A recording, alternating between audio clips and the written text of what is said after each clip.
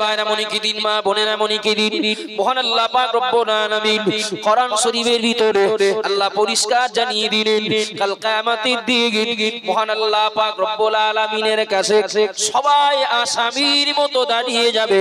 ইয়াউমা ইয়াকুমুর রূহু ওয়াল মালাইকাতু সাফফান লা ইয়াতাকাল্লামুনা ইল্লা মান আযিন। ও বাবাজিরা ভাইরা মনে কি দিন, মহান আল্লাহ পাক রব্বুল আলামিন বললেন কাল কিয়ামতের দিন জিন ইনসান সহ ফেরেশতা মণ্ডলী তারা সবাই আল্লাহর কাছে আল্লাহর সামনে আসামির মতো দাঁড়িয়ে যাবে। ও বাবাজিরা ভাইরা মনে কি দিন, মহান আল্লাহ পরিষ্কার জানিয়ে দিলেন এতটাই তারা নিজেদেরকে আসামি মনে করবে, এমন কি কথা বলার মতো অধিকার তাদের থাকবে না, তারা কথা পর্যন্ত বলতে পারবে না, জবান বন্ধ করে দাঁড়িয়ে যাবে, জবান বন্ধ করে দাঁড়িয়ে থাকবে। ইল্লা মান আযিন, কেবলমাত্র মহান আল্লাহ পাক রব্বুল আলামিন যাকে অনুমতি দেবেন সে ব্যক্তি ব্যতীত জবান খোলার মতো অধিকার কারো থাকবে না। বাবা ও বাবাজিরা মায়েরা মনে কি দিন, আশ্চর্য হয়ে এই জায়গাও অবাক হয়ে যায়, এই জায়গাও আমরা মানুষ ভুলে ভরা আমাদের জীবন, আমরা একদিকে যেমন আল্লাহর দেওয়া আদেশগুলো পালন করতে পারি না এবং আল্লাহ যেগুলো নিষেধ করেছেন আমরা নিষেধগুলোকেও বর্জন করতে পারি না। বাবা আমরা যারা মানুষ আমরা দুমুখ আসামি, একদিকে আদেশগুলো মানতে পারি না, অপরদিকে নিষেধগুলোকে ছাড়তে পারি না। ও বাবাজিরা ভাইরা, আমরা মানুষ কিয়ামতের দিন আল্লাহর কাছে আসামি হয়ে যাব, এটা আমার কাছে মোটেও আশ্চর্যের নয়, আমার কাছে মোটেও অবাক হওয়ার বিষয় নয়। কিন্তু মনে কি দিন, মহান আল্লাহ পাক রব্বুল আলামিনের ফেরেশতা মণ্ডলী যারা যারা সৃষ্টি লগ্ন থেকে আল্লাহর ইবাদত ছাড়া কিছুই জানেন না, আল্লাহর ইবাদত ছাড়া কিছুই বোঝেন না। ও আমার আব্বাজান মারা মনে কি দিন, আল্লাহর ফেরেশতা মণ্ডলী যারা ওদের সংসারে জ্বালা যন্ত্রণা নেই, ওদের বিবি বাল বাচ্চা নেই, ওদের চাষবাস চাকরি বাকরি নেই, ওদের ইটভাটা ওদের জল করে ঝামেলা নেই, সৃষ্টি লগ্ন থেকে আল্লাহর ফেরেশতা মণ্ডলী যারা তারা আল্লাহর ইবাদতে মশগুল। কাল কিয়ামতের দিন যেদিন আল্লাহর ফেরেশতারাও আল্লাহর কাছে আসামির মতো দাঁড়িয়ে যাবে। ও বাবা জিরা মায়না মনে কি দিন, আমরা যারা ওই দিনটাকে বিশ্বাস করি বিষয়টা আমাদের একটু গুরুত্ব দেওয়ার দরকার। কথা বলেন ঠিক না ভুল? একটি হাদিসের ভিতরে পাওয়া যায়, বাবা শুনলে অবাক হয়ে যাব আমরা, বিশ্বনবী মুহাম্মদ রাসূলুল্লাহ সাল্লাল্লাহু আলাইহি ওয়াসাল্লামের একটি হাদিসের বর্ণনায় পাওয়া যায়, আমি মর্মটা বলছি, পুরো হাদিসটা নয়। কাল কিয়ামতের দিন আল্লাহর কাছে শুধু মানুষগুলো, জিনগুলো এবং ফেরেশতারা শুধু আসামির মতো দাঁড়াবে তাই নয়। ও বাবা জিরা ভাইরা মনে কি দিন, বিশ্বনবী মুহাম্মদ রাসূলুল্লাহ সাল্লাল্লাহু আলাইহি ওয়াসাল্লামের বর্ণিত একটি লম্বা হাদিস থেকে জানা যায়, বাবা নবী আদম আলাইহিস সালাম থেকে নিয়ে নবী ঈসা রূহুল্লাহ পর্যন্ত অধিকাংশ নবী রাসূলেরা আল্লাহর কাছে যেতে ভয় পাবেন, আল্লাহর কাছে দাঁড়াতে ভয় পাবেন। ও বাবা জিরা মায়েরা মনে কি দিন, দিনটা কত কঠিন, কতটা ভয়ঙ্কর, দিনটা কতটা ভয়াবহ। বিশ্বনবী মুহাম্মদ রাসূলুল্লাহ সাল্লাল্লাহু আলাইহি ওয়াসাল্লাম নবী আমার ওই দিনের ব্যাপারে আমাদের জন্য একটা সুসংবাদ দিয়েছে, যেদিন জিন ইনসান সহ ফেরেশতা মণ্ডলী সহ নবী আদম আলাইহিস সালাম থেকে নিয়ে অধিকাংশ নবী রাসূলেরা যারা নিজেদেরকে আসামি মনে করবে, আদম নবী রাসূলেরা আসামি নন। প্রত্যেক নবী রাসূলের জন্য আল্লাহ জাহান্নামের আগুনকে হারাম করে দিয়েছেন। এরপরেও নবী রাসূল যারা তারা আল্লাহর কাছে যেতে যেদিন ভয় পাবেন, নবী আমার জানিয়ে দিলেন ওই কঠিন বিপদের দিন, কঠিন মুসিবতের দিন মহান আল্লাহ পাক রব্বুল আলামিন সন্তুষ্ট হয়ে খুশি হয়ে মহান আল্লাহ সাত শ্রেণীর মানুষকে তার আরশের ছায়ায় জায়গা দেবেন। একটু জোরে বলুন সুবহানাল্লাহ, আরো মহব্বতে বলুন সুবহানাল্লাহ। ও বাবা জিনা মায়না মনে কি দিন, কিয়ামতের দিনের ওই চিত্র যদি আমাকে ভয় লাগায়, যদি আমার ভয় লাগে, তাহলে আপনার আমার উচিত হলো এটাই, ওই ভয় থেকে বাঁচার জন্য করণীয় কি, আমাদের দায়িত্ব কি, বিষয়টা আমাদের একটু গুরুত্ব দিতে হবে। করোনা ভাইরাসকে ভয় পেয়েছি। ও বাবাজিরা ভাইরা, করোনা ভাইরাসকে ভয় পাওয়ার জন্য সরকারের নির্দেশিকা লকডাউন মেনে চলেছি, সরকারের নির্দেশিকা মাস্ক ব্যবহার করেছি, স্যানিটাইজার ব্যবহার করেছি, সরকারের নির্দেশ অনুযায়ী ভ্যাকসিনটাও নিচ্ছি। কথা ঠিক না ভুল? যেদিনের চিত্র এই, বাপ বেটাকে চিনতে পারবে না, বেটা বাপকে চিনতে পারবে না, মা সন্তানকে চিনতে পারবে না, সন্তান গর্ভধারিণী মাকে ভুলে যাবে। নবী বলেছেন 7 শ্রেণীর মানুষকে আল্লাহ ওই দিন আরশের ছায়ায় ভিআইপি অতিথি হিসাবে জায়গা দেবেন। একটু জোরে বলবেন না সুবহানাল্লাহ? আর একটু খুশি হয়ে বলেন না সুবহানাল্লাহ? আমাদের উচিত কোন না কোন একটা শ্রেণীভুক্ত হওয়া। কুন ওয়াহাদা সাবাতা, তোমরা হয়ে যাও 7 শ্রেণীর ভিতরের কোন একটা শ্রেণী। আমি সব বলবো না, আমার যতটুকু প্রয়োজন ততটুকুই বলবো। যদি আমার মন বলে, আমার বিবেক বলে সত্যি দিনটা খুব ভয়ঙ্কর, মাথার অতি সন্নিকটে সূর্যের 12টা মুখ আল্লাহ খুলে দেবেন, ওই সূর্যের তাপে মাথার ঘিনুগুলো টকবক করে ফুটবে, বিশ্বাস যদি থাকে জমিনটা পুড়ে তামা হবে। আহারে কি কঠিন পরিস্থিতি! ওই দিনে আল্লাহ দয়া করে যাদেরকে আরশের ছায়ায় জায়গা দেবেন, যে গুণের মানুষদেরকে, সেই গুণ আপনাকে আমাকে জোগাড় করার ইচ্ছা, চেষ্টা এবং জেদ রাখতে হবে। কোন ওয়াহাদা সাবাতা, 7 শ্রেণীর ভিতরে যে কোনো একটা শ্রেণীভুক্ত যদি হই, আল্লাহ আরশের ছায়ায় জায়গা দেবেন। শুধু জায়গা দেবেন তাই না, আল্লাহ যাদেরকে আরশের ছায়ায় জায়গা দেবেন আশা করা যায় ওরা কিয়ামতের দিনের আযাব থেকেও বেঁচে যাবে। একটু বলেন না সুবহানাল্লাহ? আবার জানবান এমন কি দিন, মা বোনের এমন কি দিন, একটু মনোযোগ দিয়ে শুনতে হবে বাবা। বিশ্বনবী আমার এক আল্লাহ এ গুণের মানুষদের প্রতি বিরাট খুশি, এবং এ গুণের মানুষদেরকে আল্লাহ আরশের ছায়ায় জায়গা দেবেন। ন্যায় পরায়ণ হবে যারা, তাদের অধীনস্থ মানুষদের প্রতি। আমি বাপ, আমার দায়িত্ব ছেলেটার প্রতি যেমন বিচার করব, মেয়েটার প্রতিও তেমন করব।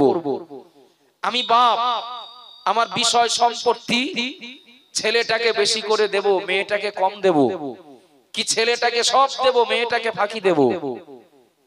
এটা একদিকে যেমন বাপ হিসাবে আমার জন্য এটা মারাত্মক অপরাধ, অপরদিকে আমি যার উম্মত, আমি যাকে নেতা বলে মানি, সেই নবী মুহাম্মদ রাসূলুল্লাহ সাল্লাল্লাহু আলাইহি ওয়াসাল্লাম, আমরা জানি দুধমা হালিমার কোলে থাকাকালীন বিশ্ব নবী দুধ ভাই আব্দুল্লাহর জন্য আম্মাজান হালিমার একটা স্তনের দুধ রেখে দিয়েছিলেন। একটু জোরে বলবেন না, আর একটু মোহাব্বত করে বলেন না সুবহানাল্লাহ? আম্মাজান হালিমার মনে হচ্ছিল, মনে হওয়া স্বাভাবিক, আমার অপর স্তনের দুধ কি দূষিত হলো? না, দূষিত নয়। যিনি হবেন সমগ্র মনুষ্য জাতির নয়, সৃষ্টি কুলের জন্য মডেল, সেই নবী মুহাম্মদ রাসূলুল্লাহ দুগ্ধপোষ্য শিশু অবস্থাতে দুধমা হালিমার কোলে শুয়ে দুধ ভাই আব্দুল্লাহর জন্য একটা স্তন রেখে দিয়েছিলেন। আমি মুহাম্মদ যদি দুটো স্তনের দুধ একা খেয়ে ফেলি, আমার দুধ ভাইয়ের হক ফাঁকি দেওয়া হবে, এটা আমার পক্ষে সম্ভব নয়, মানানসই নয়। দুধমা হালিমার কোলে থাকাকালীন আমাদের নেতা, আমাদের লিডার দুধ ভাইয়ের হক ফাঁকি দেননি, দুধ ভাইয়ের হকটা বুঝে দিয়েছিলেন। একটু জোরে বলেন না সুবহানাল্লাহ? আমরা ওই নেতার অনুসারী, আমরা ওই নবীর উম্মত, এমনিতেই আমরা আমাদের অধীনস্থ মানুষদের প্রতি ন্যায় বিচার করতে আমরা বাধ্য। পাশাপাশি এ গুণ যারা জোগাড় করবে, ওই কঠিন বিপদের দিনে বিপদ থেকে তারা বেঁচে যাবে। ইমামুন আদিলুন, যারা হবে ন্যায় পরায়ণ ইমাম, ন্যায় পরায়ণ নেতা, লিডার, অভিভাবক। বহু ভুল বুঝবেন না, আমি শুধু যদি এই কথার উপরেই যদি বক্তব্য রাখি, আমার বক্তব্যের পুরো সময়টা এর উপরেই পার হয়ে যাবে, কিন্তু আমার একটা বিশেষ উদ্দেশ্য আছে, যেতে হবে আমাকে গন্তব্য পর্যন্ত। এজন্য যতটুকু প্রয়োজন ততটুকুই বলছি, ভুল বুঝবেন না বাবু। আমরা দেখি, আমরা সুযোগে সদ্ব্যবহার করি, সুযোগে সদ্ব্যবহার করি। আপনি দেখবেন বিশেষ করে বর্তমান যুগে দেশ চালাচ্ছেন যারা, রাজ্য চালাচ্ছেন যারা, বিশেষ করে যারা রাজনৈতিক নেতা নেত্রী, রাজনৈতিক লিডার যারা, ভুল বুঝবেন না, আমরা দেখি একই বুথের ভিতরে, একই গ্রামের ভিতরে একজন মানুষ সত্যি গরিব, সত্যি গরিব, কিন্তু সেই মানুষটা নির্বাচিত মেম্বারের বিরোধী দলের লোক হওয়ার জন্য তাকে বঞ্চিত হতে হয়। কথা বলেন ঠিক না ভুল? দলের মানুষ হওয়ার জন্য তাকে না দিলেও অসুবিধা ছিল না, এরপরেও সরকারি সুবিধাটা তাকে পাইয়ে দেওয়া হয়। আমার বক্তব্য, এই মেম্বার যদি, এই নেতা যদি অমুসলমান হয়, আমি বলবো না যে তিনি ঠিক করছেন, আমি বলবো তার ব্যাপারে আমার বক্তব্য নেই। কিন্তু যদি তিনি মুসলমান হন, তাকে আপনার আমার কিছু বলার আছে না নেই? কথা বলেন না বাবু, তাকে আপনার আমার কিছু বলার রয়েছে। আপনি একজন লিডার শুধু নয়, আপনি একজন মুসলিম, আপনি একজন ইমানদার, সুতরাং আপনার অধীনে থাকা সব মানুষগুলো আপনার দৃষ্টিতে সমান। কথা বলেন ঠিক না ভুল বাবু? আবাজান বার এমন কি দিন, মা বোনেরা এমন কি দিন, হযরত ওমর রাদিয়াল্লাহু আনহু, যে ওমরের নাম শুনলে আমরা না দেখলেও নাম শুনলেই বুঝতে পারি হযরত ওমর রাদিয়াল্লাহু আনহু মানে বলা যায় হাই ভোল্টেজ। কথা ঠিক না ভুল? হযরত ওমর রাদিয়াল্লাহু আনহু যেদিন যে পথ দিয়ে যেতেন, ইবলিস এবং তার সাথী সঙ্গীরা ভয়তে ওই দিন ওই পথে যেত না। একটু জোরে বলুন সুবহানাল্লাহ, আর একটু মহব্বতে বলুন সুবহানাল্লাহ। ও বাবা জিরা বায়না মনে কি দিন, হযরত ওমর রাদিয়াল্লাহু আনহুকে সিরিয়া থেকে আমন্ত্রণ জানানো হলো। হযরত ওমর রাদিয়াল্লাহু আনহুকে সিরিয়া থেকে আমন্ত্রণ জানানো হলো যখন তিনি খলিফা পদে নিযুক্ত হলেন। হযরত ওমর যখন ইসলাম জাহানের দ্বিতীয় খলিফা হলেন, হযরত ওমর রাদিয়াল্লাহু আনহুকে সিরিয়া থেকে আমন্ত্রণ জানানো হলো নবনির্বাচিত খলিফাকে সংবর্ধনা দেওয়ার জন্য। ও বাবা জিরা বায়রা মনে কি দিন, হযরত ওমর রাদিয়াল্লাহু আনহু যাবেন, যাওয়ার আগে একজন গোলামের সাথে আলোচনা করলেন। একজন গোলামকে বললেন, তোমাকে আমার সঙ্গে যেতে হবে, তবে যাওয়ার নিয়মটা মনে রাখো। যাওয়ার নিয়মটা হলো সিরিয়া পর্যন্ত যাব উটের পিঠে চড়ে। ও বাবা জিরা বায়রা মনে কি দিন, এখন যেমন ভিআইপি গাড়ি, কোন একজন নেতা নেত্রী বাড়ি থেকে বার হবেন, তিনি একটা গাড়িতে আর সামনে পিছনে ২-১০ খানা গাড়ি থাকে, থাকে না? থাকে না বাবু? থাকে সিকিউরিটি হিসাবে, বডিগার্ড হিসাবে সাথী সঙ্গীরা থাকে। হযরত ওমর রাদিয়াল্লাহু আনহু তিনি মদিনা থেকে সিরিয়ায় যাবেন। একজন গোলামকে বললেন, গোলাম আমাকে, আমার সঙ্গে তোমাকে যেতে হবে, তবে যাওয়ার নিয়মটা শুনে নাও। এই রাস্তা যাব তুমি আর আমি দুজন, অর্ধেক রাস্তা আমি উটের পিঠে বসে থাকবো আর তুমি দড়ি ধরে টেনে নিয়ে যাবে, আর অর্ধেক রাস্তা তুমি উটের পিঠে বসবে, আমি দড়ি ধরে টেনে নিয়ে যাব। একটু জোরে বলুন সুবহানাল্লাহ, আরো জোরে বলুন সুবহানাল্লাহ। হযরত ওমর রাদিয়াল্লাহু আনহু এতটা কঠোর তিনি, এতটা মেজাজি তিনি। ও বাবা জিরা ভাইরা, হযরত ওমরের নাম শুনলে যেন আরব দুনিয়া কাঁপতো। হযরত ওমর রাদিয়াল্লাহু আনহু তিনি এতটা কঠোরপন্থী। এরপরে হযরত ওমর রাদিয়াল্লাহু আনহু যখন তিনি খলিফা বলে নিযুক্ত হলেন, খলিফা পদে তিনি যখন নিযুক্ত হলেন, তার অধীনস্থ মানুষদের প্রতি তিনি ক্ষমতার অপব্যবহার করেননি, ওই জায়গাটায় হট মেজাজ দেখাননি। হযরত ওমর রাদিয়াল্লাহু আনহু গোলামকে বললেন, গোলাম আমার সঙ্গে তুমি যাবে, আর নিয়ম হলো ওটাই, অর্ধেক রাস্তা আমি উটের পিঠে আর অর্ধেক রাস্তা তুমি উটের পিঠে থাকবে। যথারীতি মদিনা থেকে বার হলেন হযরত ওমর, উটের পিঠে আগে উঠলেন, গোলাম দড়ি ধরে টেনে নিয়ে যাচ্ছে, অর্ধেক রাস্তা রাস্তা পৌঁছাতে না পৌঁছাতে হযরত ওমর বললেন বাবা দাঁড়িয়ে যাও, ও গোলাম দাঁড়িয়ে যাও। গোলাম দাঁড়িয়ে গেল। হযরত ওমর উট থেকে নামলেন। হযরত ওমর উটের পিঠে গোলামকে বসিয়ে দিলেন। এবার নিজে দড়ি ধরে সিরিয়ার দিকে রওনা দিলেন। একটু জোরে বলুন সুবহানাল্লাহ, আরো জোরে বলুন সুবহানাল্লাহ। ও বাবাজিরা ভাইরা মনে কি দিন, হযরত ওমর রাদিয়াল্লাহু আনহু যখন গন্তব্যে পৌঁছে গেছেন তখন দড়ি হযরত ওমরের হাতে আর উটের পিঠে রয়েছেন গোলাম। একটু দয়া করে বলবেন কোথায় মদিনার কোথায় সিরিয়া? যারা ওমরকে কোনোদিন দেখেননি, যারা ওমর রাদিয়াল্লাহু আনহুকে চেনেন না, ওই মানুষগুলো ওমর কে কাকে বুঝবেন? যিনি উটের পিঠে থাকে না, যার হাতে দড়ি থাকে। যিনি উটের পিঠে, আমাদের হয় এমন, এখন তো ইউটিউবের যুগ, প্রচুর ইউটিউবার ভাইরা রয়েছেন, আলহামদুলিল্লাহ আমি তাদের প্রতি কৃতজ্ঞ। এখন বেশিরভাগ দাওয়াত তো হয় ফোনে ফোনে, ইউটিউবে প্রচার প্রসার হয়, লাইভ চলে। আবার ইউটিউবার ভাইদের কাছে অনেকে ফোন করে, এই বক্তার নাম্বারটা দেন। তো দেখা যাচ্ছে জলসা কমিটির একজনের সাথে আমার কথা হয়েছে, তার মানে এই না সেই গ্রামের লোক সবাই আমার চেনে। একজন চিনতে পারে, দুজন চিনতে পারে। এখন আমি যদি জলসায় আসার সময় আমি গাড়ি চালাচ্ছি আর আমার থেকে বয়স বেশি, দাড়ি বড়, জুব্বা বড়, এমন কাউকে যদি সঙ্গে করে নিয়ে আসি, তার টানাটানি হবে কার নিয়ে? যে সঙ্গে থাকবে এই মনে হচ্ছে সেই হুজুর, হবে না? হবে না, স্বাভাবিক। হযরত ওমর রাদিয়াল্লাহু আনহু তিনি সিরিয়ায় পৌঁছে গিয়ে উটটাকে বাঁধার জন্য তিনি ব্যস্ত, উটের গায়ে ধুলোবালিগুলো ঝেড়ে দিতে ব্যস্ত, প্যাকেট থেকে খাবার বার করে উটটাকে খাওয়াতে ব্যস্ত। ওদিকে গোলামকে উটের পিঠ থেকে টেনে বিরাট মানে সযত্নে তাকে রাজ সিংহাসনে বসিয়ে দেওয়া হলো। গোলাম বলছেন যে আমি ওমর না, আমি খলিফা না। কিন্তু সিরিয়ার জনগণ তো শুনবে না। ও যারা সত্যি সত্যি যারা পাওয়ারফুল হয় তারা ওইরকম বলে, ও আমরা জানি। বারবার যখন পিড়াপিড়ি করা হচ্ছে তখন বলছে আপনারা একটা কাজ একটু করেন না, আমি তো চলে যাচ্ছি না। ওই যে লোকটা দড়ি ধরে টেনে নিয়ে এসেছেন ওই লোকটাই ওমর।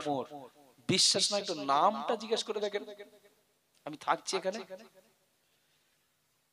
তো ওরা আলোচনা করে বলছে লোকটা বারবার বলছে যখন, তা চলো না একবার জিজ্ঞেস করে দেখি।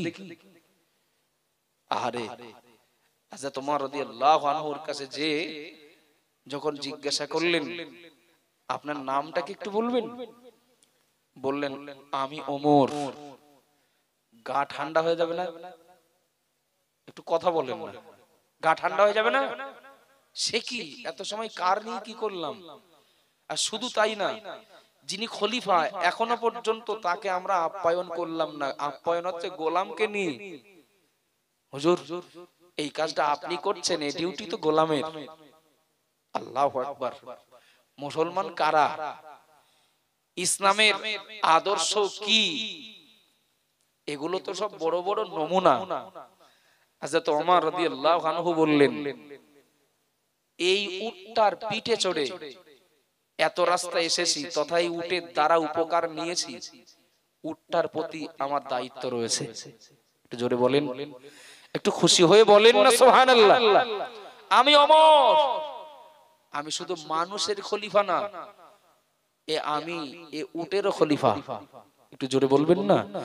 আমার অধীনস্থ মানুষদের প্রতি শুধু আমার দায়িত্ব তাই না, ওহদ পাহাড়ের পাদদেশে কিংবা আরব সাগরের উপকূলে যদি একটা ছাগলের বাচ্চা, একটা পাখির বাচ্চাও যদি না খেয়ে মরে যায়, আমি ওমর অযোগ্য খলিফা বলে প্রমাণ হব। একটু জোরে বলবেন না সুবহানাল্লাহ। সর্বোপরি আমার সঙ্গে আছে যে গোলাম, ও যার সৃষ্টি আমিও তার সৃষ্টি, ও আল্লাহর বান্দা আমিও আল্লাহর বান্দা। সুতরাং ওর সাথে আমার বিরাট কিছু পার্থক্য নেই। হয়তো জনগণ আমাকে খলিফা বানিয়েছে, তার মানে এই না যে তার উপরে আমার কর্তৃত্ব চলবে, ও যার বান্দা আমিও তার বান্দা, দুজন আলাদা কেউ নই। একটু জোরে বলবেন না সুবহানাল্লাহ।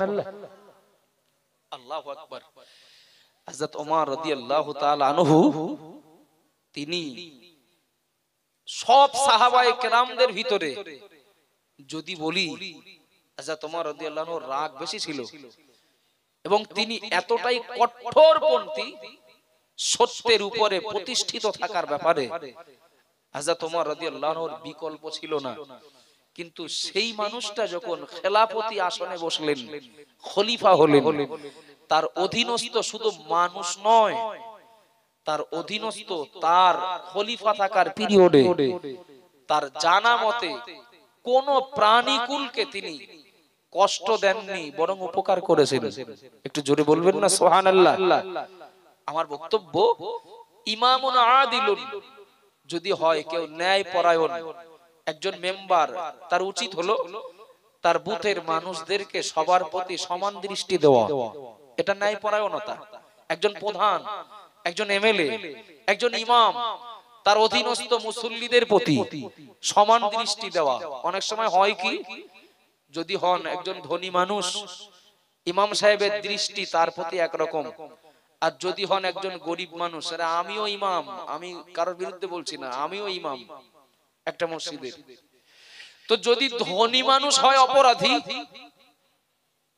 শুধু টাকা আছে অনেকটা তাই ওটা অপরাধ না, আর একই অপরাধ যদি কোনো গরিব মানুষের থাকে, তার বাড়ি এক কাপ চাও খাওয়া যাবে না। হয় না আমাদের এরকম মাঝে মধ্যে? কথা বলে, আমি একজন বক্তা, যদি কোনো ধনী মানুষের দাওয়াতে যায়, লোকটা সুদখোর, লোকটা কঠোর ইসলাম বিরোধী, ইসলাম শরিয়ত বিরোধী, বিরাট বিল্ডিং বালাখানা অট্টালিকা দেখে ভুলে যায়, ঠিক আছে সব টাকা আছে অনেকটা, কিন্তু ওই অপরাধ যদি একটা গরিব মানুষের থাকে, মাঝে মধ্যে দেখেন যুগ যেভাবে চলছে, এ নতুন নয়, পুরনো হয়ে গেছে। একজন ধনী মানুষের, ধনী পরিবারের একটা মেয়ে একটা ছেলের সাথে চলে গেল, আর একটা গরিব পরিবারের মেয়ে একটা ছেলের সাথে চলে গেল, দুজনের বিচার বলে একরকম হয় না, একটু আলাদা হয়। কথা ঠিক বলছি না ভুল বলছি? তো যা হোক, যদি আমি মনে করি যে কিয়ামতের দিন ওই কঠিন পরিস্থিতিতে আরশের ছায়ায় আমি একটু জায়গা পাবো, যদি আমার আশা থাকে, এক কথায় আমার অধীনে যারা, কারোর প্রতি আমার অবিচার করলে হবে না, সবার প্রতি আমাকে উদার হতে হবে, সবার প্রতি আমাকে ন্যায় পরায়ণ হতে হবে, সবার হক বুঝে দিতে আমাকে সজাগ সচেতন থাকতে হবে। এই গুণের মানুষ নবী বলেছেন আরশের ছায়া জায়গা পাবে। একটু বলেন না সুবহানাল্লাহ। দ্বিতীয় নম্বরে বললেন আল্লাহ সন্তুষ্ট হয়ে আরশের ছায়া জায়গা দেবেন দ্বিতীয় নম্বরে যে গুণের মানুষকে। দ্বিতীয় নম্বরে গুণটা হলো ওয়াসাবুন সাফি ইবাদাতিল্লাহ। ও বাবাজিরা, ভাইরা, মনিকিদিন, নবী আমার বললেন যারা যৌবনকালে আল্লাহর ইবাদত বندگی করবে, ওয়াসাবুন সাফি ইবাদাতিল্লাহ, যৌবনকালে যারা আল্লাহর ইবাদত করবে, যৌবনকালের ইবাদতকারী, যৌবনকালের ইবাদতকারী গুলোকে মহান আল্লাহ, ওই বান্দা বান্দি গুলোকে মহান আল্লাহ সন্তুষ্ট হয়ে আরশের ছায়ায় জায়গা দান করবেন। একটু জোরে বলুন সুবহানাল্লাহ, আরো জোরে বলুন সুবহানাল্লাহ। ও বাবাজিরা, ভাইরা, মনিকিদিন, আল্লাহর ইবাদত যদি যুবকটা করে আর বৃদ্ধ মানুষটাও যদি করে, আল্লাহর ইবাদত যদি যুবতী করে আর বৃদ্ধা মানুষটা যদি করে, যুবক যুবতীর ইবাদতের তুলনায় বুড়ো মানুষটার, বৃদ্ধা মানুষটার তুলনায় যুবক এবং যুবতীর ইবাদতটার দাম আল্লাহর কাছে অনেক বেশি। একটু জোরে বলুন সুবহানাল্লাহ, আর একটু মহব্বতে বলুন সুবহানাল্লাহ। ও বাবাজিরা, মায়েরা, মনিকিদিন, নবী আমার বললেন যারা যৌবনকালে আল্লাহর ইবাদত করবে, আল্লাহ তাদের সওয়াব তো দেবেন, আল্লাহ তাদের নেকি যেটা পাওনা সেটা তো দেবেন, আর যৌবনকালে আল্লাহর ইবাদত বندگی করার জন্য জন্য আল্লাহ খুশি হয়ে আরশের ছায়ায় ওদেরকে জায়গা দেবেন। ও বাবাজিরা ভাইরা, এমনই কি দিন, ও গো মা বোনেরা, এমনই কি দিন। আমরা সবাই জানি একজন যুবক, একজন যুবতী, একজন যুবক, একজন যুবতী, ওই বয়সে তাদের শুধু ইবাদত বন্দেগী নয়, কোন একটা কাজ তারা যত সহজে করতে পারে একজন বৃদ্ধা মানুষটার পক্ষে তুলনামূলক অনেক কঠিন হয়ে যায়। যায় না বাবু, কোন একটা কাজ করতে গেলেও যুবক ছেলেটা যতটা পারবে, তার আব্বা, তার দাদা, তার নানা, তার চাচা অতটা কি পারবে যুবকটার সঙ্গে? একটু হ্যাঁ না বলেন, পারবে না। কথায় বলে কামার বুড়ো হলে লোহা শক্ত হয়, একটা প্রবাদ আছে না, কামার বুড়ো হলে লোহা শক্ত হয়। আসলে লোহা শক্ত হয় না, ও যেমন ছিল তেমনই থাকে। গায়ে যখন বল কমে যায় তখন ওই রকম মনে হয়।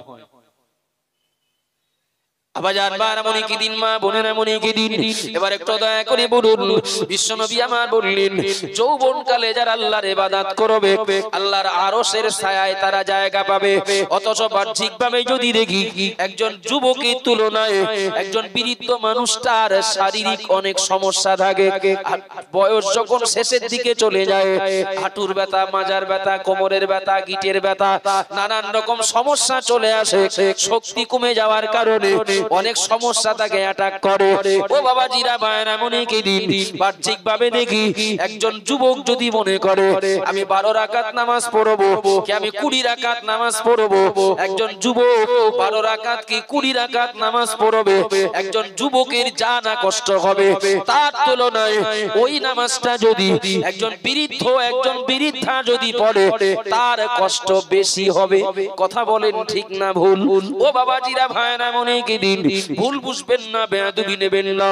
বিশ্বনবী মুহাম্মদুর রাসূলুল্লাহ সাল্লাল্লাহু আলাইহি ওয়াসাল্লাম হাদিস শরীফের ভিতরে বলেছেন, কেউ যদি কষ্ট করে কোরআন পড়া শেখে, আমি হাদিসের মর্ম বলছি, চাইলে দিতে পারবো, প্রয়োজনটুকুই বলছি, যতটুকু দরকার। বিশ্বনবী আমার বললেন একজন মানুষ সহজে কোরআন পড়া শিখলেন, সহজে কোরআন পড়া শিখতে পারলেন, এই মানুষটা যতটা না সওয়াব পাবে কেউ যদি কষ্ট করে কোরআন পড়া শেখে, তথা কারো শিখতে যদি কষ্ট হয়, 5টা অক্ষর মুখস্থ করে বাড়ি চলে গেলেন, পরের দিন আসতে না আসতে আবার ভুলে গেলেন, আবার পড়লেন, তথা একজন ব্রেনিয়ান মানুষের কোরআন পড়তে যদি ধরেই নেন 1 মাস সময় লাগে, আর একজন মানুষের ব্রেন খারাপ, কি স্মৃতি শক্তি কমে গিয়েছে, ওই মানুষটার যদি কোরআন ধরতে, কোরআন শিখতে 2 মাস সময় লাগে। ও বাবাজিরা ভাইরা, নবী আমার বললেন যে মানুষটা কষ্ট করে কোরআন পড়া শিখবে, সময় বেশি লাগাবে, আল্লাহ পাক তার আমলনামায় ফালাহু আজরান, ডবল নেকি আল্লাহ লিখে দেবেন। একটু জোরে বলুন সুবহানাল্লাহ। যে কষ্ট করে শিখবে তার জন্য দাম বেশি, যে কষ্ট করে শিখবে তার পারিশ্রমিক বেশি। ও বাবাজিরা ভাইরা, এটা কোরআন শেখার ক্ষেত্রে আলাদা, কিন্তু মনে কি দিন আল্লাহর ইবাদত বান্দিগি অন্য বিষয়গুলোর ব্যাপারে যুবকের তুলনায় বৃদ্ধ মানুষটার বেশি কষ্ট হয়। সেটা নামাজ হোক, সেটা রোজা হোক, কিংবা সেটা হজ হোক না কেন, কিন্তু রাসূলুল্লাহ বললেন যুবক বয়সে আল্লাহর ইবাদত করলে আল্লাহ আরশে ছায়া জায়গা দেবেন। বৃদ্ধ মানুষটার শারীরিক কষ্ট বেশি হলেও ওই সুসংবাদটা বৃদ্ধ মানুষগুলো পাবেন না। এই জায়গাটাই আল্লাহ কি অবিচার করেছেন? একটু কথা বলেন না। না, বাহ্যিক দিক থেকে যার কষ্ট বেশি হবে তার পারিশ্রমিক বেশি হলে মনে হয় মানানসই, কিন্তু অ্যাকচুয়াল যুবক আল্লাহর ইবাদত করা যুবকের বৃদ্ধ মানুষটার তুলনায় কষ্ট বেশি। হয়তো দৈহিক কষ্ট কম, কিন্তু আমরা জানি এই পাপের স্রোত যা চলছে, পাপের এই স্রোতের সঙ্গে যৌবনকালে সম্পর্ক না। একটু হ্যাঁ না বলবেন না? যত রকম কঠিন কঠিন পাপ রয়েছে, এ পাপের সাথে সম্পর্ক বেশি বলো যৌবনকালের। আজকে ডিসেম্বরের কত? 28 নাকি 28 তারিখ। 31শে ডিসেম্বর রাত 12টার পর থেকে কিছু একটা হবে বলে মনে হচ্ছে। আল্লাহ দিলি হবে না, বাবাজি বলেছেন এক দৃষ্টিতে ঠিকই বলেছেন, না আল্লাহ দিলি হবে। 1 জানুয়ারি আর 3 দিন বাকি, কথা ঠিক না ভুল? আপনি দেখবেন এই ইংরেজি নববর্ষের প্রথম মাস জানুয়ারি, তার প্রথম তারিখ 1 জানুয়ারি। রাস্তায় যারা গাড়ি নিয়ে এবং গাড়িতে নামি দামি বক্স খাটিয়ে ফুল ভলিউমে বাজনা বাজাতে বাজাতে বাজাতে যারা এই প্রান্ত থেকে ও প্রান্তে ফিস্টি করতে যারা ছোটে, এর ভিতরে বুড়ো লোক কটা? একটু কথা বলেন না। বুড়ো লোক আছে? দাদা নানা সঙ্গে যায় না? এই কাজগুলোর সঙ্গে যুক্ত যারা আমার মতো জওয়ান যুবক ভাইরা, 100-র ভিতরে 100 বললে আমি খুব একটা ভুল বলবো না, তাই একজন বাদ দিয়েই বলি, 100-র ভিতরে 99 জন যুবক। কথা বলেন ঠিক না ভুল? দাদার যদি বলা হয় দাদা চলেন একটু ফিস্টি করে আসি, নানার যদি বলা হয়, আব্বার যদি বলা হয়, চাচার যদি বলা হয়, এক কথাই বলে দেবে যে ও আমাদের কি আর সেই বয়স আছে? আবার কেউ বলেও দেয় তোদের মতো ছিলাম যখন তখন আমরাও করেছিলাম, এখন আর ও বয়স নেই। এখনকার বৃদ্ধ মানুষগুলো ফিস্টির মজা তাদের ফুরিয়ে গেছে, গেছে না যায়নি? গান হচ্ছে, যাত্রা হচ্ছে, ড্যান্স হাঙ্গামা হচ্ছে, কটা বুড়ো মানুষ থাকে? বেশিরভাগ জন না, যুবক যুবতী না। চলেন মোবাইলের মাধ্যমে যত রকম কুকর্ম অপকর্ম হচ্ছে, কটা বুড়ো লোক মোবাইল চালায়? Screen touch. সে গান শোনা বলি আর শরীয়ত নিষেধ করেছে এমন কিছু দেখাশোনা বলি, ফ্রি ফায়ার খেলা বলি আর পাবজি খেলা বলি, কটা বুড়ো লোক খেলে, কটা বুড়ো লোক দেখে? রাগ করছেন বাপ আপনারা? না, সব এক কথায় যাবতীয় পাপের স্রোতের সঙ্গে সম্পর্ক যৌবনকালের। স্রোত যাচ্ছে উত্তর থেকে দক্ষিণ দিকে, আমি যদি নৌকা উত্তর থেকে দক্ষিণ দিকে নিয়ে যাই সহজে যাবে না? যেদিক স্রোত যাচ্ছে সেই দিকে নৌকা নিয়ে গেলে সহজে যাবে, কিন্তু স্রোত যাচ্ছে উত্তরে, আমি যদি দক্ষিণ দিকে যাই বিরাট কষ্ট করে যাবে না? বিরাট কষ্ট করে যাবে। যাবতীয় পাপের স্রোতের সাথে সম্পর্ক যৌবনকালের। ওই যুবক যদি মনে করে আমি একটু মসজিদে নামাজ পড়তে যাব, তার স্রোতের উল্টো দিকে যেতে হবে না? ওই যুবক যদি মনে করে আমি জলসা শুনতে যাব, তার স্রোতের উল্টো দিকে যেতে হবে না? ওই যুবক যদি মনে করে সবাই গান শুনলেও আমি শুনবো না, তার স্রোতের উল্টো দিকে যেতে হবে না? ওরা যাত্রা থিয়েটারে গেলেও আমি যাব না, তার স্রোতের উল্টো দিকে যেতে হবে না? স্রোতের উল্টো দিকে যেতে হবে। জি, বুড়ো মানুষটার গান বাজনা ভালো লাগবে না, যাত্রা থিয়েটার ভালো লাগবে না, হাঙ্গামা ভালো লাগবে না, মোবাইল ভালো লাগবে না, কোন পার্টির লোক আর কোনোদিন ডাকবে না, কোন মালিক কোনোদিন কর্মচারী হিসাবে আর কাজে নেবে না। এ লোকটা সব দিক থেকে রিটায়ার হয়েছেন, এ লোকটার এখন মসজিদ ছাড়া জায়গা আছে? কথা বলেন। হাতে তসবিহ নেওয়া ছাড়া, আল্লাহ আল্লাহ জিকির করা ছাড়া আর কি করবেন? সুতরাং বৃদ্ধ মানুষটার আল্লাহর ইবাদত করা সহজ। কেন? মানসিক যন্ত্রণা তার কম থাকে, পাপের স্রোত উপেক্ষা করে তাকে মসজিদে যেতে হয় না। বয়স যখন শেষের দিকে চলে যায় এমনিতেই মৃত্যুর চিন্তা হয়, যাবতীয় পাপ থেকে লোকটা এমনি দূরে সরে যান, ওই লোকটার পক্ষে ইবাদত করা সহজ। কিন্তু যৌবনকালে যাবতীয় পাপকে উপেক্ষা করে আল্লাহর ইবাদত করা, বৃদ্ধ মানুষটার দৈহিক কষ্ট উপেক্ষা করে ইবাদত করার তুলনায় যুবক যুবতীর জন্য অনেক কঠিন, অনেক কষ্টকর। এজন্য নবী বলেছেন যৌবন কালে যারা আল্লাহর ইবাদত করবে আল্লাহ খুশি হয়ে ওদেরকে আরশে ছায়ায় জায়গা দেবেন। একটু জোরে বলেন, আর একটু মহব্বত করে বলেন। মসজিদগুলোতে আপনি দেখলে দেখবেন, আমি দেখলে দেখব, যদি 5 ওয়াক্ত নামাজে মুসল্লি হন গড় 30 জন, তার ভিতরে 26-27 জন বুড়ো মানুষ, 2-3 জন কি 5 জন যুবক। কথা ঠিক না ভুল বাবু? আবাজান বারা মনে কি দিন, মা বোনেরা মনে কি দিন, ভুল বুঝবেন না, বেয়াদবি নেবেন না। আমরা জানি আমরা দুনিয়ার বাজারগুলো করি সকাল সকাল, সকাল সকাল যদি বাজার করি, তাই মাছ কেনা বলি, সবজি কেনা বলি, আর গোশত কেনা বলি, সকাল সকাল যদি বাজার করা হয় তাহলে ভালো জিনিসগুলো পাওয়া যায়। কথা ঠিক না ভুল? আর শেষের দিকে যদি বাজারে যাওয়া হয় সবাই যা বাদ দিয়ে রেখে যায় তাই কপালে পাওনা হয়। ঠিক বলছি না ভুল বলছি? ও বাবা জিরা বায়না মনে কি দিন, দুনিয়ার বাজারটা করি সকাল সকাল, কিন্তু আল্লাহর ইবাদত বন্দেগী নামিও এ বাজারটা করি একেবারে দোকান বন্ধ করে দেওয়ার সময়, বাজার বন্ধ হয়ে যাওয়ার সময়। ও বাবা জিরা ভাইরা রাগ করবেন না, যেন মনে কষ্ট নেবেন না। আমরা অধিকাংশ মানুষ এমনটা ভাবি, এমনটা মনে করি, এখন 40 বছর বয়স, এখন 30 বছর বয়স, এখনো আল্লাহর ইবাদতের সময় হয়নি, এখনো আল্লাহর ইবাদতের উপযুক্ত সময় হয়নি।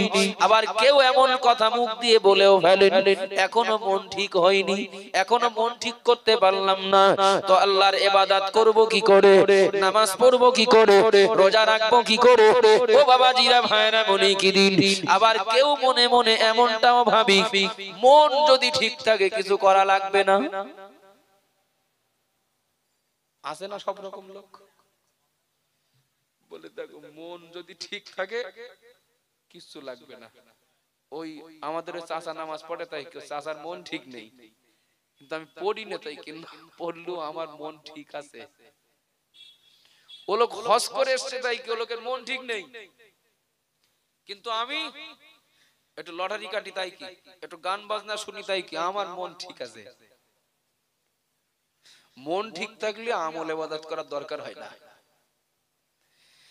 যখন কড়া লকডাউন চলছে, কড়া লকডাউন, মাস্ক বিহীন রাস্তায় উঠেছি, পুলিশ বলছে তোর মাস্ক কই? আল্লাহ স্যার মন ঠিক আছে। আর কিছু বলবে? একটু কথা বলেন। পুলিশকে যদি বলি স্যার মাস্ক পরিনি তাই কি আমার মন ঠিক আছে, মার বেশি হবে না? তোর মন ঠিক থাকলে মাস্ক লাগবে না? মন মনের জায়গায় থাক, মাস্কটা কই? যদি বলি মন ঠিক আছে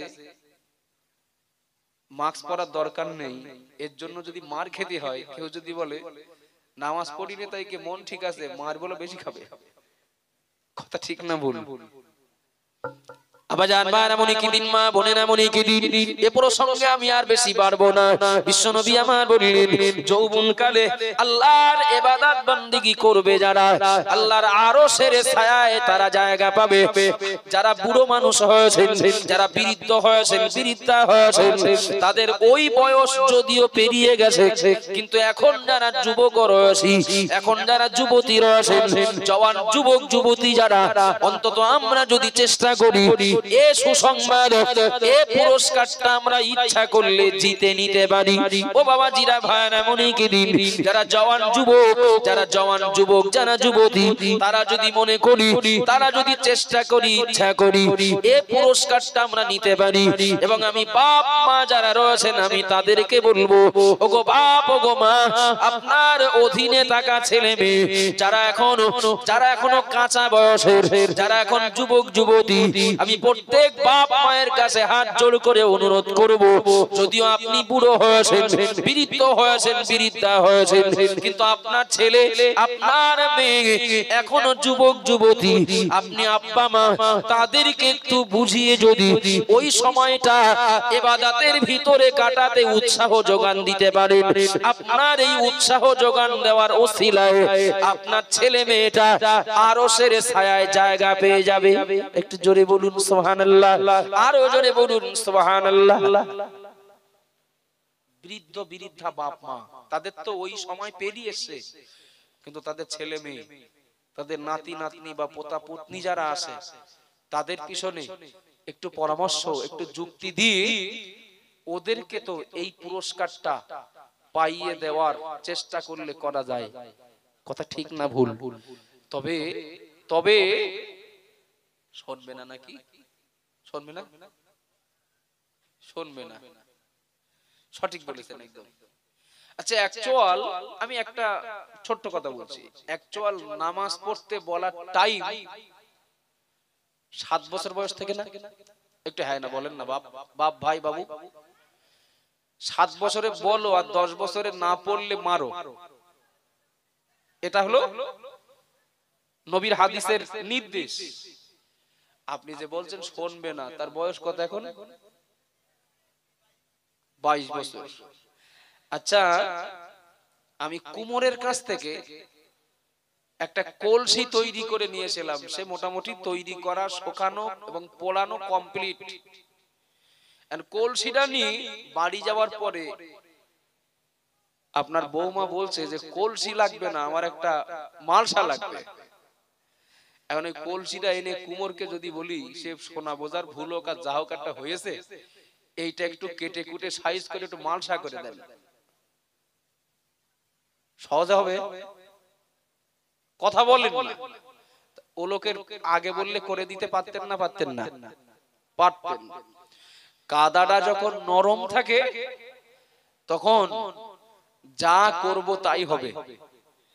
যদি শুকিয়ে যায়, যদি পোড়ানো হয়ে যায়, পেকে যায়, তারপরে ইচ্ছা মতো যা করব তাই বললি তো হবে না। কথা ঠিক বলছি না ভুল বলছি? বলার কথা ছিল 7 বছরে, বলার কথা ছিল 7 থেকে 10 বছরের ভিতরে। 10 পার হলে, কথা না শুনলে তখন মারতে বলা হয়েছে।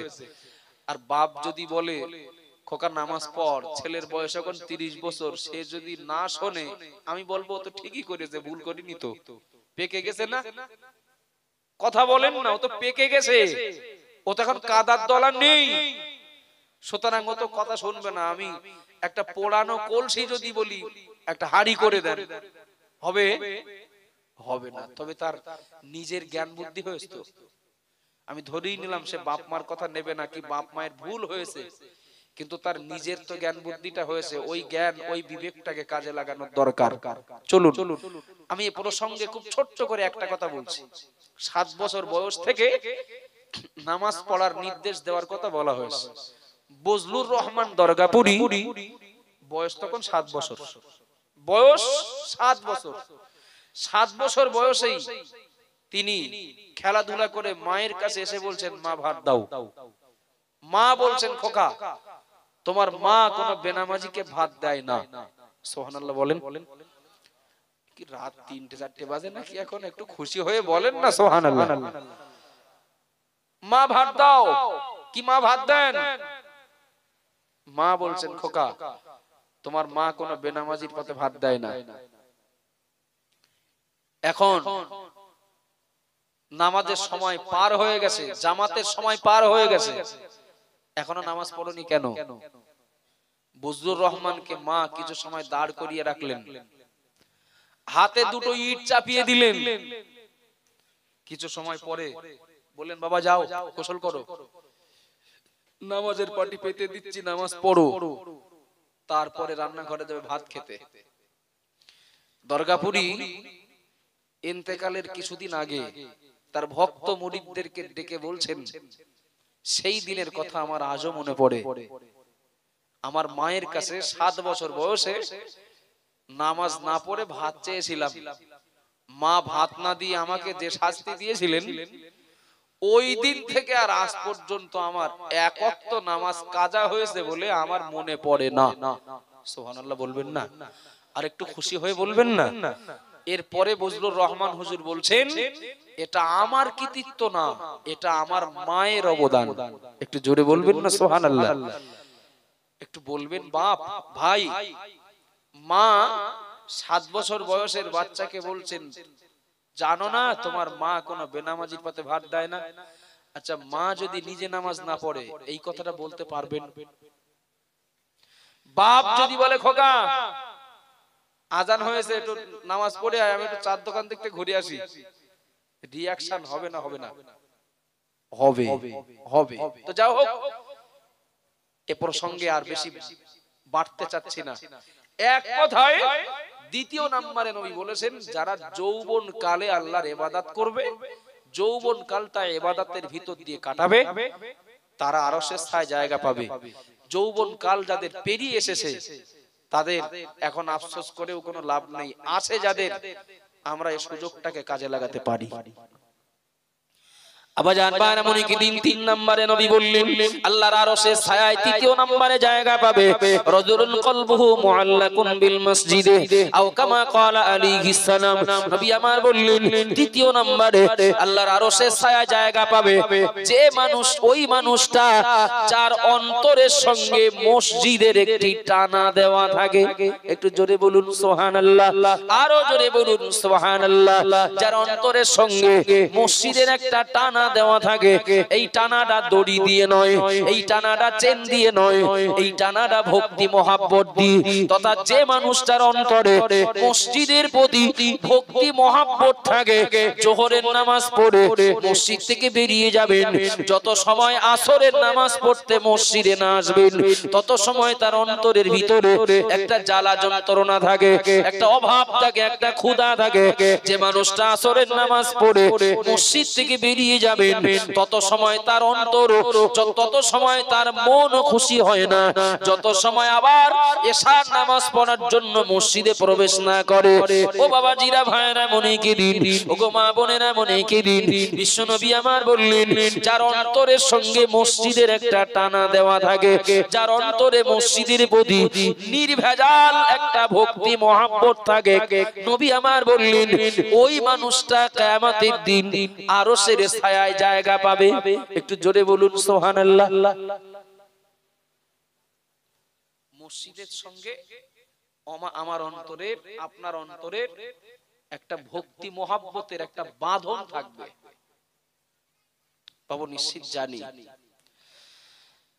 যত নিকটতম মানুষ হোক, নিকটতম এবং রক্তের সম্পর্কের আত্মীয় হোক, তার বাড়ি যদি আমি না যাই আর সে যদি আমার বাড়ি না আসে, সম্পর্ক দিন গেলে উঠে যায় না? একটু কথা বলেন না। যত রক্তের ঘনিষ্ঠ রক্তের সম্পর্কের আত্মীয় হোক, যাওয়া আসা যদি না হয়, সম্পর্ক দিন গেলে উঠে যায়।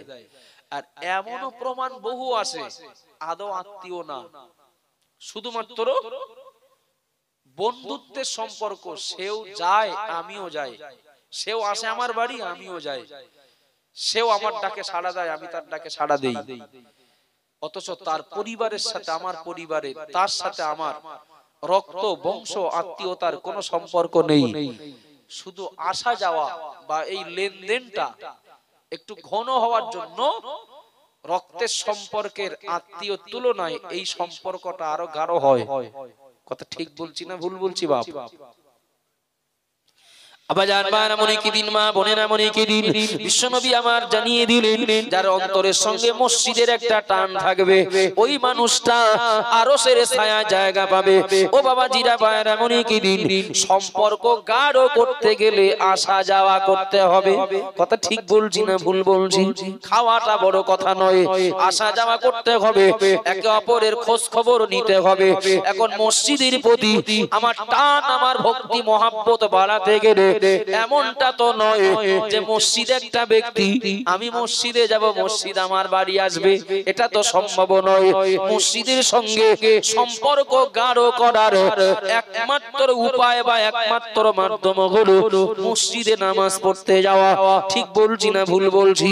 মসজিদের সঙ্গে সম্পর্ক গাঢ় করার মাধ্যম হলো মসজিদের প্রয়োজনে আমাকে সহযোগিতা করা, মসজিদের প্রয়োজনে আমার সহযোগিতার হাত বাড়িয়ে দেওয়া।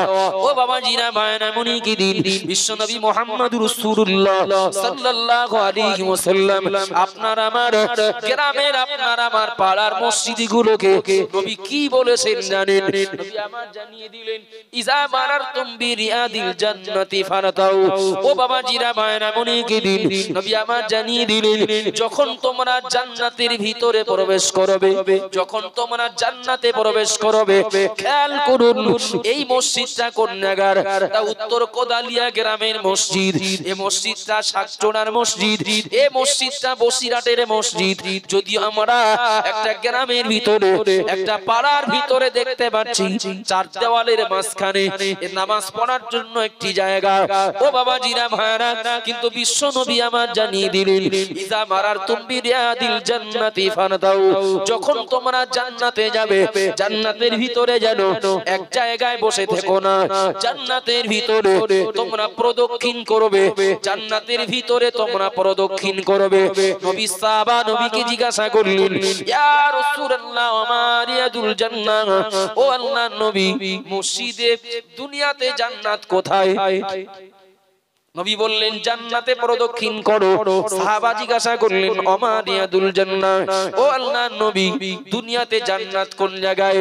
নবী আমার বললেন, ক্বালা মাসাজিদুল, দুনিয়াতে জান্নাত হলো আল্লাহর ঘর, মসজিদ। জোরে বলুন সুবহানাল্লাহ, আর একটু মহব্বতে বলুন সুবহানাল্লাহ। দুনিয়াতে জান্নাত হলো আল্লাহর ঘর, মসজিদ। নবী সাহাবা আবার জিজ্ঞাসা করলেন, ওমারতু ইয়া রাসূলুল্লাহ, ও আল্লাহর নবী দুনিয়াতে মসজিদ যদি জান্নাত হয়, ওই মসজিদ প্রদক্ষিণ করব কি করে, ওই মসজিদে ঘুরবো কি করে? নবী আমার জানিয়ে দিলেন, ক্বালা সুবহানাল্লাহি ওয়ালহামদুলিল্লাহি ওয়ালা ইলাহা ইল্লাল্লাহু আল্লাহু আকবার, আও কামা ক্বালা আলাইহিস সালাম। নবী আমার জানিয়ে দিলেন, মসজিদের ভিতরে সুবহানাল্লাহ, আলহামদুলিল্লাহ, আল্লাহু আকবার পড়া বলা মানে আল্লাহর দয়া জান্নাতের ভিতরে ঘুরে বেড়ানো। একটু জোরে বলুন সুবহানাল্লাহ। মসজিদকে দিল থেকে ভালোবাসলে শুধু আরশের ছায়ায় জায়গা পাওয়া যাবে, এখানে শেষ হয়নি। নবী বলেছেন মসজিদ জান্নাত। ওই মসজিদের ভিতরে কেউ আল্লাহর ইবাদত করবে, আল্লাহর তাসবিহ পড়বে, জিকির করবে, মানে সে যেন ওই সময়টা জান্নাতের ভিতরে কাটালো। একটু জোরে বলবেন না? আর একটু খুশি হয়ে বলেন না সুবহানাল্লাহ। আবার জানবার এমন কি দিন, মা বোনেরা মনে কি দিন, কাল কিয়ামতের দিন কোটি কোটি টাকার বিনিময়ে আযাবে কিয়ামত থেকে বাঁচা যাবে না বাবা, জাহান্নামের আগুন থেকে বাঁচা যাবে না। কোটি কোটি টাকার বিনিময়ে কবরের আযাব থেকে বাঁচা যাবে না। কোটি কোটি টাকার বিনিময়ে পুলসিরাত পার হওয়া যাবে না। কোটি কোটি টাকার বিনিময়ে বাম হাতের আমলনামা ডান হাতে আনা যাবে না। কিন্তু নবী বললেন, কেউ যদি মসজিদে নামাজ পড়ার ভিতর দিয়ে, নামাজ পড়ার কারণে এবং মসজিদের প্রয়োজন মেটাতে সহযোগিতা করার ভিতর দিয়ে কেউ যদি মসজিদকে তার অন্তর দিয়ে ভালোবাসতে পারে, ও বাবা জিরা ভাইরা, দুনিয়া যেদিন ধ্বংস হয়ে যাবে, দুনিয়া যেদিন ধ্বংস হয়ে যাবে, না না কোনটা কোন গ্রাম আদৌ বোঝা যাবে না, এটা বসিরহাট ওটা বনগাঁও। মনে রেখে দিন, দুনিয়া যখন ধ্বংস হয়ে যাবে, মহান আল্লাহ পাক রব্বুল আলামিন মসজিদগুলোকে বলবেন, যাও আমার দয়ার জান্নাতে। ও বাবাজিরা ভাইরা, মহান আল্লাহ মসজিদগুলোকে যখন দয়ার জান্নাতে যাওয়ার কথা বলবেন, মসজিদগুলোর জবান খুলে যাবে। মহান আল্লাহ পাক রব্বুল আলামিনকে মসজিদগুলো বলবে, আল্লাহ আপনি আমাকে জান্নাতে যাওয়ার কথা বলছেন, আল্লাহ জান্নাতে আমি একা যাব না, যারা আমার ভিতরে নামাজ পড়তো, আমাকে ধোয়া মোছা করতো, পরিষ্কার পরিচ্ছন্ন রাখতো, যারা আমাকে তৈরি তৈরি করতে সাহায্য করেছিল, যারা আমার পিছনে খেদমত জুগিয়েছিল, ওদেরকে আমার ভিতরে না ঢোকালে আমি মসজিদ খালি একা জান্নাতে যাব না। একটু জোরে বলুন সুবহানাল্লাহ, আরো জোরে বলুন সুবহানাল্লাহ। ও বাবাজিরা, ভাইরা, মনে কি দিন, একটু দয়া করে বলুন, মসজিদ যদি আল্লাহর ঘর হয়, বিশ্বাস যদি করি আমরা মসজিদ আল্লাহর ঘর, একটু বলবেন ঘর যদি হয় আল্লাহর, ওই ঘরটাকে যত্ন নেবে যারা, আল্লাহ তাদের প্রতি অসন্তুষ্ট হবেন না সন্তুষ্ট হবেন? তো হিসাবের জিনিস। মসজিদের ইমামের সাথে দ্বন্দ্ব, তার মসজিদের দিকে যাই না। মসজিদের সেক্রেটারির সাথে ঝামেলা হয়েছে, মাঠে আল নিয়ে কি বাজারে কোন একটা মাল কেনা বেচা নিয়ে আমি মসজিদের একজন শত্রু হয়ে গেলাম। হয় না এরকম? হয়। কিন্তু এটা ভাবতে হবে, এটা বিশ্বাস করতে হবে, মসজিদের ইমাম আমি ধরেই নিলাম শরিয়ত সম্মত কারণে সে যদি অপরাধী হয়, তো আমি ওই ইমামের জন্য মসজিদ ছেড়ে দেব? দ্বন্দ্ব আমার ইমামের সাথে, আর ছাড়ছি সম্পর্ক বিচ্ছেদ করছে আল্লাহর ঘরের সঙ্গে, তাই দাঁড়াচ্ছে না? কথা বলেন না। দ্বন্দ্ব আমার কমিটির কারোর সঙ্গে হতেই পারে, হতেই পারে। বাপ বেটা তাই চলে না, স্বামী স্ত্রী তাই চলে না, ঝামেলা হয় প্রায়। ভাই ভাই ভাই বোনে তাই চলে না, কখনো কখনো ঝামেলা হয়, সালিশ বিচার হয়। আর একটা মহল্লার 50 কি 100 ঘর মানুষ এক জায়গায় আসা যাওয়া করবেন, সেখানে যে ঠোকাঠুকি হবে না এ কথা তো বলা যাবে না, কিন্তু এই বিশ্বাসটা তো আমার অন্তরে জায়গা দিতে হবে। জি, মসজিদটা আল্লাহর ঘর, এই ঘরকে যারা যত্ন নেবে তারা আল্লাহর রহমত পাওয়ার হকদার হবে। আর মসজিদের প্রতি যারা কোন একটা ব্যক্তি কেন্দ্রিক শত্রুতার আঁচ যদি মসজিদে ফেলে, লোকটা পরোক্ষভাবে আল্লাহর সাথেই শত্রুতা করলেন। কথা বলেন, ঠিক বলছি না ভুল বলছি? এখন মজলিসের বাইরে যারা আছেন, আমি তাদের কথা বাদ দিলাম, এই মজলিসের ভিতরে আমরা যারা আছি, আমরা সবাই মসজিদকে ভালোবাসি বা মসজিদকে ভালোবাসতে পারবো কিনা আমরা একটু জবাব দিতে পারবো আল্লাহর কাছে? এই জবাবটা একটা রেকর্ড হয়ে থাক। মসজিদকে আমরা ভালোবাসি, কিংবা মসজিদের ভালোবাসা আমাদের অন্তরে জায়গা পাক, এই আশা আমাদের প্রত্যেকের আসে না নেই? থাকা উচিত কিনা বাবু? অবশ্যই থাকা উচিত। আবাজান বারা মনে কি দিন, মা বোনেরা মনে কি দিন, ভুল বুঝবেন না, বেয়াদবি নেবেন না। বিশ্বনবী মুহাম্মদুর রাসূলুল্লাহ সাল্লাল্লাহু আলাইহি ওয়াসাল্লাম নবী আমার হাদিস শরীফের ভিতরে জানিয়ে দিলেন, মান বানা মাসাজিদান লিল্লাহি বানাল্লাহু বাইতান ফিল জান্নাহ। ও বাবাজিরা, ভাইরা মনে কি দিন, হাদিস শরীফের ভিতরে পাওয়া যায়, যে মানুষটা একটা মসজিদ তৈরি করলো বা একটা মসজিদ তৈরির কাজে সাহায্য করলো, আল্লাহ পাক রব্বুল আলামিন তার জন্য জান্নাতের ভিতরে একটি ঘর তৈরি করে দেবেন। একটু সুবহানাল্লাহ বলেন। মান বানা মাসাজিদান লিল্লাহি বানাল্লাহু বাইতান ফিল জান্নাহ। আল্লাহর জন্য, আল্লাহর ইবাদত বندگی করার জন্য যে মানুষটা মসজিদ তৈরি করবেন, আল্লাহ পাক রব্বুল আলামিন তার জন্য জান্নাতের ভিতরে আল্লাহ ঘর তৈরি করে দেবেন। দুটো তিনটে কথা এই প্রসঙ্গে বলেছি। একদিকে নবী বলেছেন, যারা মসজিদকে ভালোবাসবে আল্লাহর আরশের ছায়ায় জায়গা পাবে। দ্বিতীয় কথা বলেছি, যারা মসজিদে আল্লাহর ইবাদত বندگی করবে ওই সময়টাই তারা যেন জান্নাতের ভিতরে থাকবে। তিন নাম্বার কথা বলেছি, যে গ্রামে যে পাড়ায় মসজিদ হোক না কেন, মসজিদ আল্লাহর ঘর, আল্লাহর ঘরের যত্ন যারা নেয় তারা আল্লাহর রহমত পাওয়ার হকদার হবে। আল্লাহর ঘরের শত্রুতা করবে যারা, তারা পরোক্ষভাবে আল্লাহর শত্রু বলে গণ্য হবে। চার নম্বরে একটা কথা বলেছি, ও বাবাজিরা ভাইরা, মসজিদ তৈরি করতে যারা সাহায্য করবে আল্লাহ পাক রব্বুল আলামিন জান্নাতের ভিতরে তাদের জন্য আল্লাহ ঘর বানিয়ে দেবেন, তৈরি করবেন। এখানে উপস্থিতির হার হয়তো খুব বেশি নয় বাবা, এরপরেও যা রয়েছেন একেবারে কম নয়। ও বাবাজিরা ভাইরা মনে কি দিন, খুব অল্প সময়ের জন্য আমি প্রসঙ্গ ঠিক রেখে মসজিদকে যারা ভালোবাসবে আরশের ছায়ায় তারা জায়গা পাবে, এই আশা এই নিয়ত নিয়ে এই মজলিসের ভিতরে যারা রয়েছেন, মজলিসের বাইরে যারা রয়েছেন, জওয়ান যুবক ভাইয়েরা রয়েছেন, মুরব্বীরা রয়েছেন, মা বোনেরা রয়েছেন, সবার কাছে দাবি জলসার তাবারক নয় যে খেলেই ফুরিয়ে যাবে, মিলাদ মাহফিলের জন্য নয়, দিন পার হয়ে গেলে মজা ফুরিয়ে যাবে, বরং মনে কি দিন মসজিদ মাদ্রাসার পিছনে যদি একটা ইট দিয়েও যদি অংশগ্রহণ করতে পারি, সহযোগিতা করতে পারি, দাতা সহযোগী দুনিয়ার জমিন থেকে বিদায় নেবে, কিন্তু মসজিদ মাদ্রাসা মক্তব কিংবা এ জাতীয় দ্বীনি প্রতিষ্ঠানগুলো কিয়ামত পর্যন্ত পৃথিবীতে দাঁড়িয়ে থাকবে। একদিকে এটা একটা স্মৃতি, অপর দিকে সদকায়ে জারিয়া। এই মজলিসের ভিতরে যারা রয়েছেন, আমি আপনাদের কাছে আশা করছি 10 জন আল্লাহর বান্দা মসজিদের অসমাপ্ত কাজ সমাপ্ত করতে 1000 টাকা করে দেবেন, আমি কি আশা রাখতে পারি?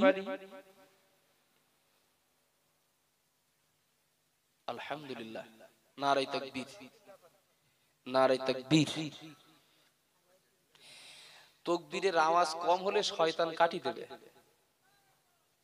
ওই দেখেছেন রাস্তাতে তাকবীর দিচ্ছে, ও ভাই মনে করেছে আমরা শুনতে পাবো না। আলহামদুলিল্লাহ, তো ভালো কথাই বলেছে। সবাই মিলে তাকবীর দেন না, নারে তাকবীর। আর একটু সবাই মিলে বলেন না, নারে তাকবীর। আমি যে 1000 করে 10 জনের কাছে চেয়েছি না, এই 10,000 টাকা মানে সমুদ্রে ঢিল মারা মতো হবে, কিন্তু পারো কথার উপরে 10 জন আগে 10 জন অন্তত 1000 করে বলেন, তারপরে আবার কি লাগবে বলছি। 2 জন হয়েছে মানে 200 নগদ দিয়েছেন আর 1000 টাকা দেবেন। কি নাম? আলাউদ্দিন ব্যাপারী, 1000 টাকা।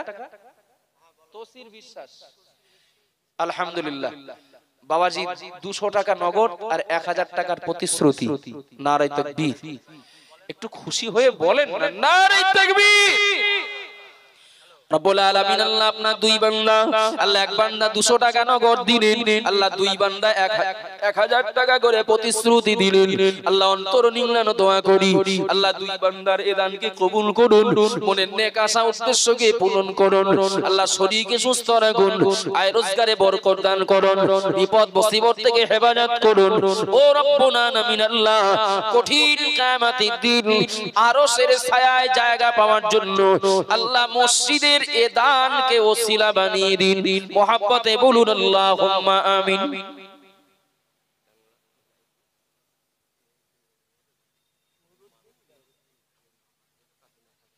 নুরুদ্দিন ভাই, নুরুদ্দিন গাজী ভাই ব্যাঙ্গালোরে থাকেন। লাইভে হয়তো সরাসরি মজলিসে শরীক নেই, লাইভে জলসা শুনেছেন, এখনো আছেন লাইভে। আম্মা মারা গেছেন, তার মাগফিরাতের জন্য 1000 টাকা দেবেন। নারে তাকবীর, নারে তাকবীর। আলহামদুলিল্লাহ, 3 জন হলো, অন্তত 10 জন হোক, অন্তত 10 জন।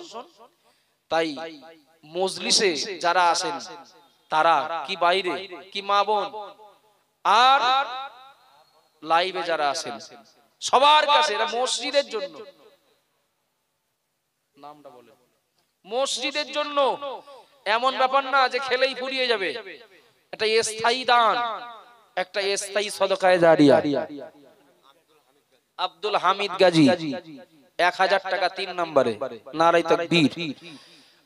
মোটামুটি লিংটানের উপর থেকে 7 পর্যন্ত 200 বস্তা সিমেন্ট লাগবে, 200 বস্তা। আমার আশা, এটা ফরজ ওয়াজিব সুন্নত না, আমার আশা আল্লাহর ঘরের কাজ আল্লাহ যাদেরকে ভালোবাসেন আল্লাহ তাদের দ্বারাই করিয়ে নেবেন। বলুন আমিন।